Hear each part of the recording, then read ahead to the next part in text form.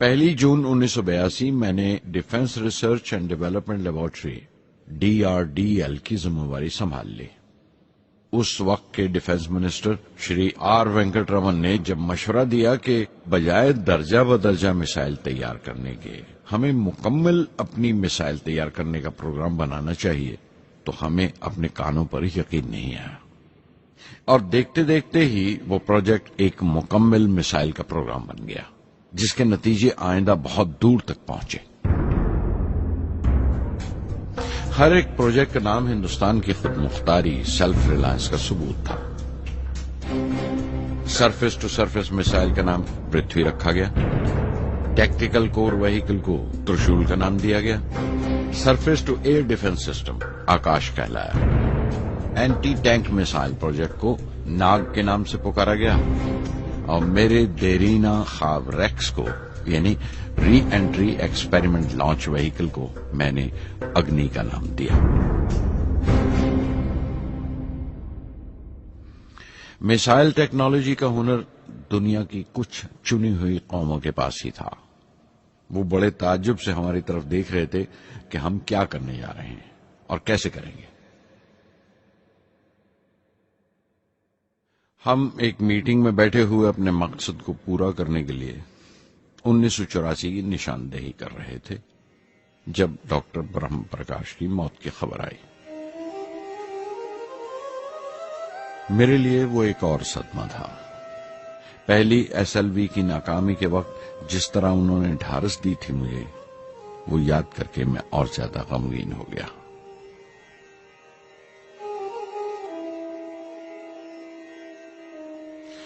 Professor سارا بھائی اگر VSSC کے نرماتا تھے، بنانے والے تھے، تو ڈاکٹر برہم پرکاش اس کے عامل تھے، ایگزیکیوٹر تھے۔ ان کی ونمرتا نے مجھے بڑی حد تک نرم کر دیا، اور میں نے اپنی تند مزاجی پر کافی قابو کر لیا۔ ان کی حلیمی صرف اپنی خوبیوں تک ہی محدود نہیں تھی، بلکہ اپنے سے چھوٹوں کو عزت دینا بھی ان کی عادت میں شامل تھا۔ ان کے برتاؤ اور سلوک میں یہ بات نظر آ جاتی تھی کہ کوئی شخص بھی خامیوں سے خالی نہیں ہے، یہاں تک کہ افسر بھی، لیڈر بھی، رہنما بھی۔ وہ بہت بڑے دانشور تھے۔ ایک کمزور سے شریر کے اندر ان میں بچوں کی سی معصومیت تھی۔ مجھے وہ ہمیشہ سائنسدانوں میں سنت نظر آتے تھے۔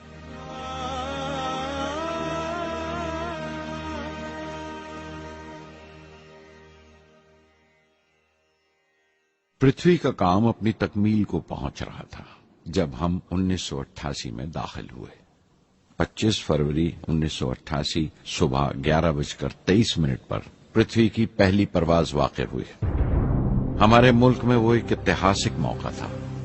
پرتھوی صرف ایک سرفیس ٹو سرفیس میسائل ہی نہیں، بلکہ آئندہ آنے والی تمام قسم کی میسائل کا بنیادی نقشہ بھی تھا، فیوچر کا ماڈیول تھا وہ۔ پرتھوی نے ہمارے آس پڑوس کے ملکوں کو دہلا دیا۔ مغربی یعنی ویسٹرن ملکوں کو پہلے تو حیرت ہوئی، پھر غصے کا اظہار کیا، اور پابندی لگا دی انڈیا کے لیے کہ وہ ایسی کوئی چیز باہر کے ملکوں سے نہ خرید سکیں جو ان کے میسائل پروگرام میں استعمال ہو سکتی ہو یا کام آ سکتی ہو۔ میسائل کی ایجاد میں ہندوستان کی خود مختاری نے دنیا کے تمام ترقی یافتہ ملکوں کو پریشان کر دیا۔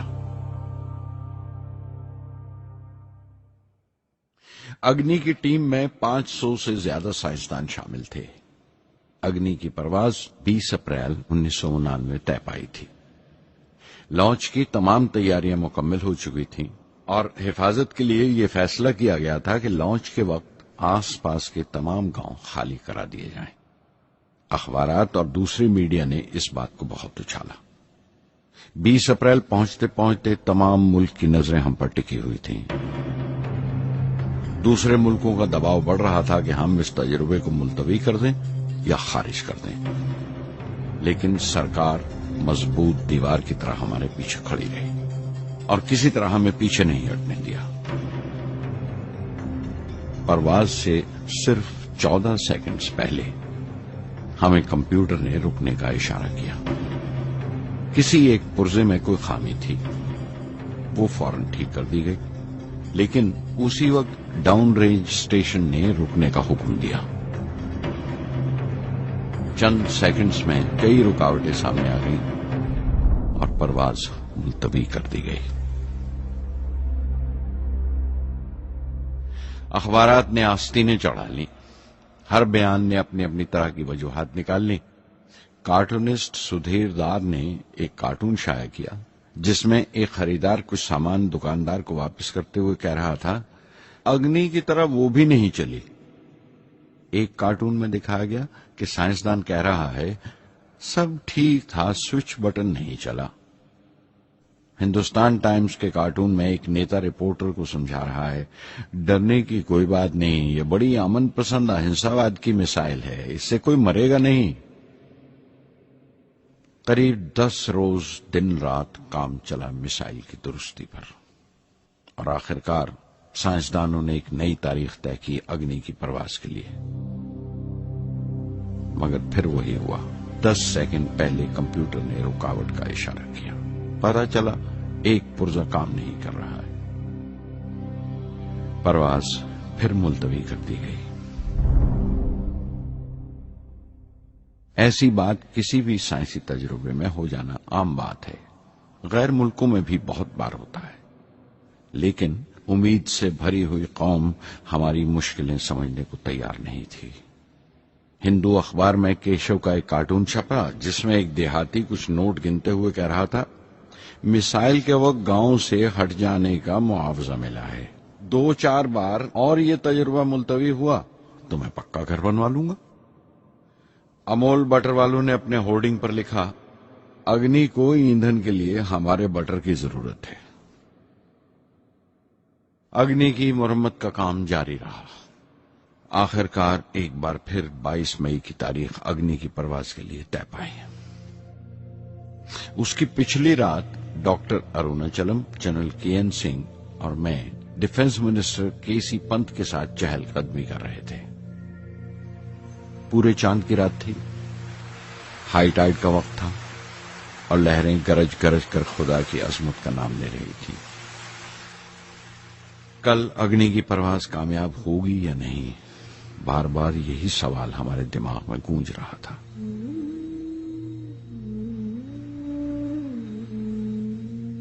ڈیفنس منسٹر نے ایک لمبی خاموشی کو توڑتے ہوئے پوچھا، کلام، کل اگنی کی کامیابی منانے کے لیے کیا چاہتے ہو تم؟ میں کیا چاہتا تھا؟ کیا تھا جو نہیں تھا میرے پاس؟ اپنی خوشی کے اظہار کے لیے مجھے کیا کرنا چاہیے؟ اور اچانک مجھے جواب مل گیا، ہم 1,00,000 پیڑوں کی کونپلیں لگائیں گے، میں نے کہا، اور ان کے چہرے پر رونق آ گئی۔ تم اپنی اگنی کے لیے دھرتی ماں کا آشیرواد چاہتے ہو، بولے، کل یہی ہوگا۔ انہوں نے پیشن گوئی کی۔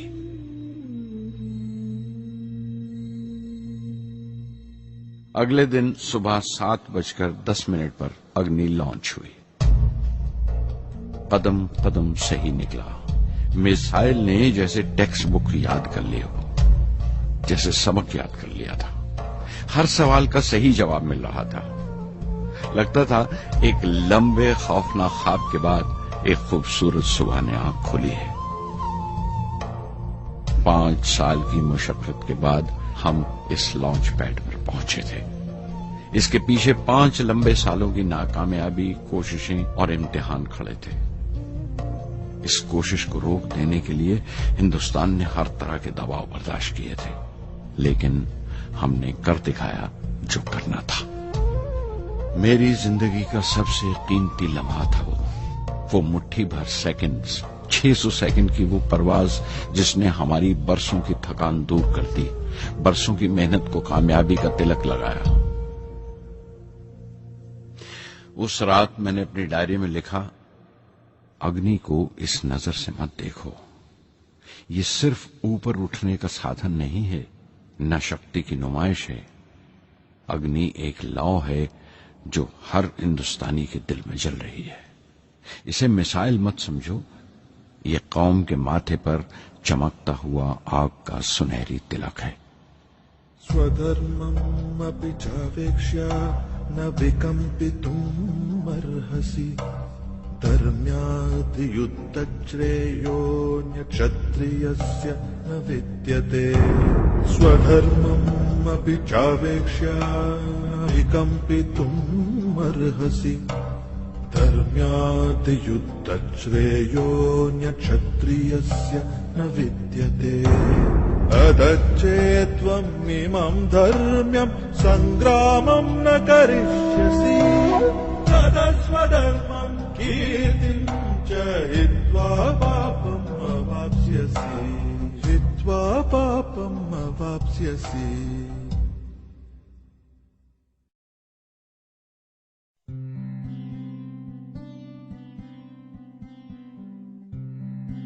$1990 के रिपब्लिक डे पर देश ने मिसाइल प्रोग्राम की कामयाबी का जश्न मनाया। मुझे पद्म विभूषण से नवाजा गया और डॉक्टर अरुणाचलम को भी। 10 साल पहले पद्म भूषण की यादें एक बार फिर हरी हो गईं।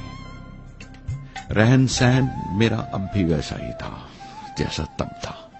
10 बाय 12 का एक कमरा किताबों से भरा हुआ और कुछ जरूरत का फर्नीचर जो किराए पर लिया था। फर्क इतना ही था कि तब ये कमरा त्रिवेंद्रम में था, अब हैदराबाद में। वेटर मेरा नाश्ता लेकर आया, इडली और छाछ, और आंखों में एक खामोश मुस्कुराहट मुबारकबाद की। मैं अपने हमवतनों की इस नवाजिश से छलक गया।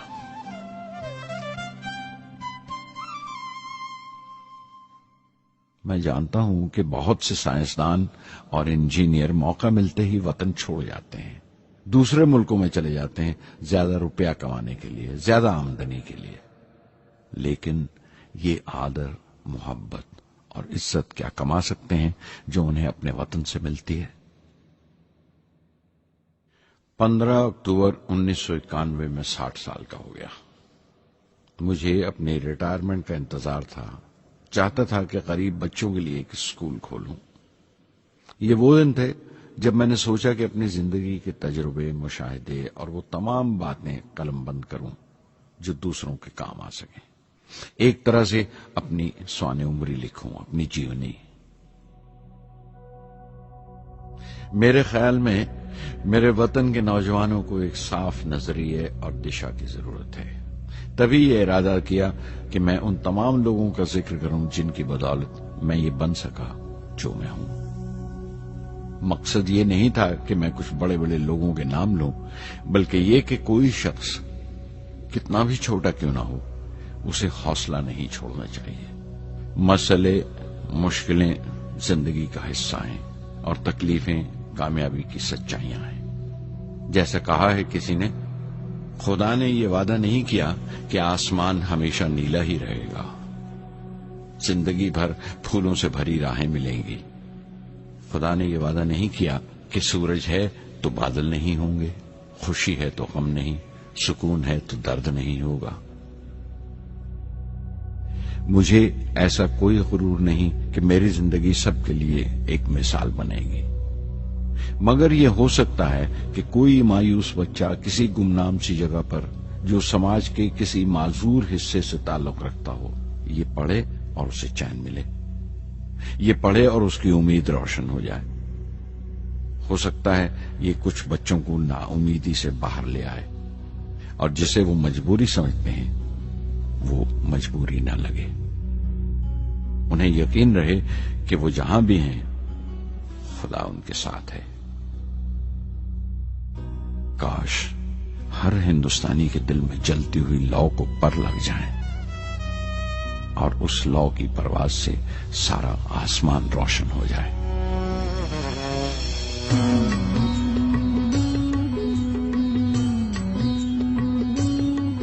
ये ज़मीं मेरी, मेरा आसमां, बड़ा खूबसूरत है जहां।